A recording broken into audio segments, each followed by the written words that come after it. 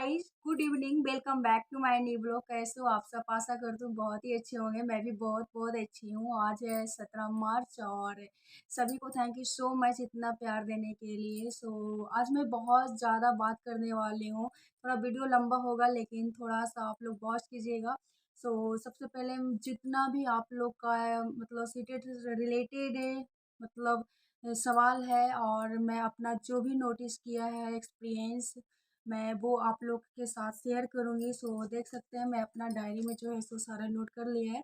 सो अगला एग्ज़ाम के लिए हम लोग को कैसे कवर करना है, कौन सा सिलेबस को पढ़ना है, कौन से एनसीईआरटी को कवर करना है। जो भी पेपर 1 का कैंडिडेट है या पेपर 2 का है, दोनों के लिए लाभदायक वीडियो रहेगा। नेक्स्ट एग्ज़ाम किस तरीके से लिया जाएगा, फॉर्म फिल करने में आपने क्या गलती किया है, उसका डेट क्या है, सारी चीज़ हम एक दूसरे के साथ शेयर करेंगे। कौन सी गलतियाँ किए हैं जो 1 या 2 नंबर से हम लोग कहाँ फँस रहे हैं, वो सारी चीज़ सुधारने की मौका मतलब देंगे अपने आप को। बहुत सारी चीज़ बातें हैं। पहली बार आए हैं अगर मेरे चैनल पे तो प्लीज़ सब्सक्राइब कीजिएगा और लाइक कीजिएगा, और कमेंट इतने सारे किए हैं उसका हर सवाल का जवाब दूँगी। प्यार मिलता है तो वीडियो बनाए बिना रह ही नहीं पाती हूँ।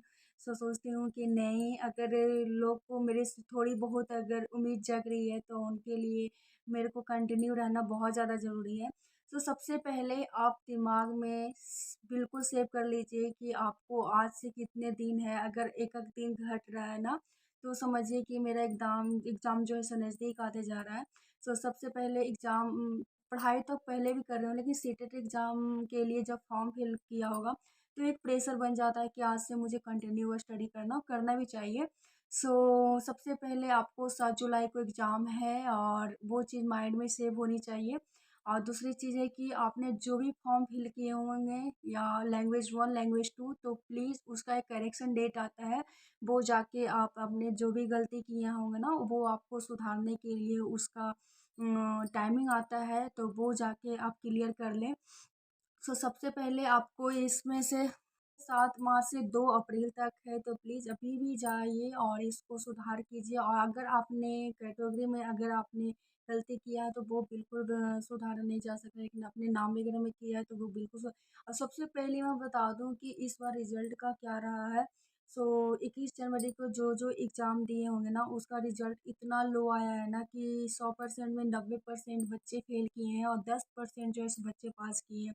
तो समझ सकते हैं कितने मतलब मॉडल क्वेश्चन पूछा जा रहा है। जो दिए हैं उनको ज़रूर पता है और हम लोग को कितना मेहनत करना पड़ेगा। इससे अच्छा रिजल्ट तो जो इसके पहले अगस्त में पेपर पड़ा था वो बढ़िया था। कम से कम 25% लोग पास हुए थे। तो ये 2 बार से ना इस तरीके से मतलब बच्चे फेल हो रहे हैं ना कि ऐसा रिकॉर्ड टूट रहा है, मतलब टूटते जा रहा है। ऐसा कभी नहीं हुआ है कि इतने कम बच्चे पास होते हैं।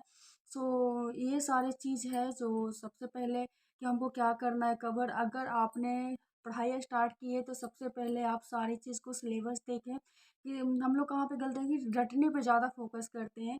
तो वो आप लोग को बिल्कुल नहीं करना है। रटने वाले दिमाग में नहीं रहते हैं। वो आपको ए, कुछ देरी के लिए या कुछ दिनों के लिए सेव हो जाएगा, लेकिन हमेशा जो अगर आपने सिलेबस नहीं देखोगे और डायरेक्ट पढ़ना स्टार्ट करोगे ना, तो वो आपके लिए बिल्कुल यूज़फुल नहीं होगा। और आगे एग्ज़ाम तक देने देने के लिए तक आप बहुत ज़्यादा मतलब सारे चीज़ को दिमाग से एग्ज़िट हो जाता है।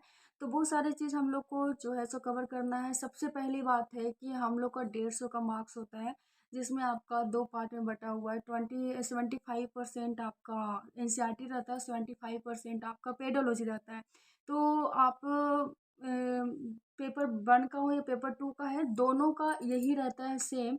लेकिन पेपर 2 में आपका अगर मैथ साइंस है तो उसका भी अलग क्लास लेना पड़ेगा आपको, और पेपर 1 का तो अलग क्लास लेना पड़ेगा।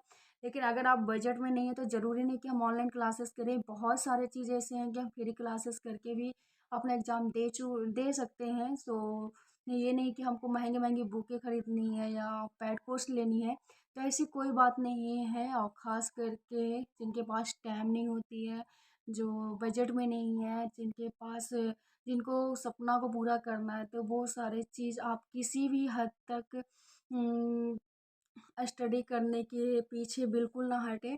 तो ये सारी चीज़ आपको बिल्कुल माइंड में सेव करनी है। और दूसरी चीज़ आपको क्या करनी है कि जैसे पता है कि इस बार ऑफलाइन एग्ज़ाम है, नेक्स्ट एग्ज़ाम आपका सिलेबस भी चेंज हो जाएगा, पैटर्न भी से चेंज हो जाएगा, सारी चीज़ आपका चेंज हो जाएगा, तो हम लोग के लिए और ज़्यादा मुश्किल हो जाएगा। और बीपीएससी जो एग्ज़ाम हुआ था उसका पेपर लीक भी हो गया है, सभी को पता है। तो क्या पता सीटेट का भी लीक हुआ था, तो उसका भी मतलब एग्ज़ाम कैंसिल होने वाला था, बट हुआ नहीं। तो इसका क्या होगा नहीं होगा मुझे नहीं पता अभी, लेकिन नोटिफिकेशन यही आया है।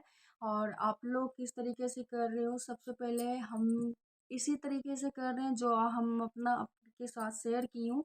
सो एक आप लोग के पास 4 महीना टाइम है, तो जितने भी बेसिकली चीज़ है ना वो आप सबसे पहले कवर करना स्टार्ट करें, सिलेबस के साथ साथ देखें। और पेडालॉजी के लिए तो बिल्कुल देखना ज़रूरी है, उसके लिए तो आपको पीछे बिल्कुल नहीं हटना है। और जितना हो सके टाइम अगर नहीं भी मिले तो टाइम निकाल के 1 घंटा 2 घंटा कंटिन्यू करें, पढ़ाई बिल्कुल नहीं छोड़नी है।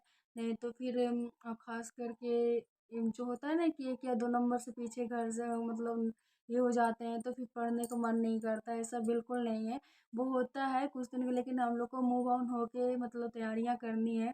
सो अगर बोलने वाले को मौका दोगे ना तो वो आपको पीछे नहीं हटेंगे। तो अपना प्रिपरेशन पे प्लीज़ ध्यान दें, और जो सारे चीज़ मैंने बताया वो उस पे आप फॉलो करें तो ज़्यादा बेटर होगा। और कुछ लोगों के सवाल का जवाब था कि डीएलएड का कैंडिडेट हूँ, तो डीएलएड के कैंडिडेट के लिए मैं क्या करूँ। तो सेम सिलेबस होती है, ठीक है, जो डेवलपमेंट चाइल्ड सीडीपी का होते हैं या ईवीएस में होते हैं, हिंदी इंग्लिश में होते हैं, सारे सेम सिलेबस होते हैं। तो उसको भी एक एक करके आप लोग देखिए।